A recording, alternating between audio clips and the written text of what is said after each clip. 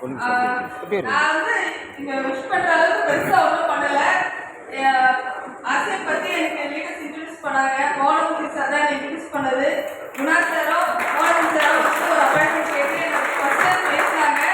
அப்புறம் வந்து என்னுடைய எல்லா லீடர்ஸும் வந்து எனக்கு கைட் பண்ணாங்க. நான் வந்து ஃபர்ஸ்ட் ப்ராடக்டாக யூஸராக தான் வந்தேன்.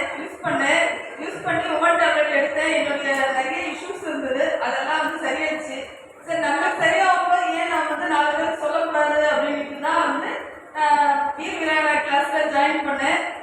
கீசோல் எனக்கு ரொம்ப பிடிக்குன்றதுனால கம்பெனி கொடுத்த டார்கெட் எல்லாமே பண்ணேன். நான் வீர் விளையாட சேர்ந்து எனக்கு வந்து நல்லா கைட் பண்ணாங்க. கைட் பண்ணி நான் வந்து 25,000 டிவி ரெகுலராக 1 இயர்க்கு மேலே பண்ணிட்டு இருக்கேன். நான் கோவா போனோம், அதுக்கப்புறம் வந்து மும்பை போனோம். மும்பைக்கு ஸ்டேஜ் கொடுத்துருந்தாங்க.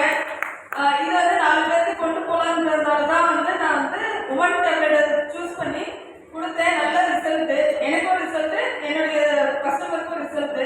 அதனால வந்து இதை எல்லாருக்கும் கொடுக்கலான்ட்டு தான் 112 பீஸ் உமன் பண்ணேன். Super super super. நான் பண்ணேன். கேரளாவில் வந்து இது ஒரு பெரிய அச்சீவ்மெண்ட்டாக கொடுத்தாங்க. எனக்கு ரொம்ப சந்தோஷமா இருந்தது. தேங்க்யூ.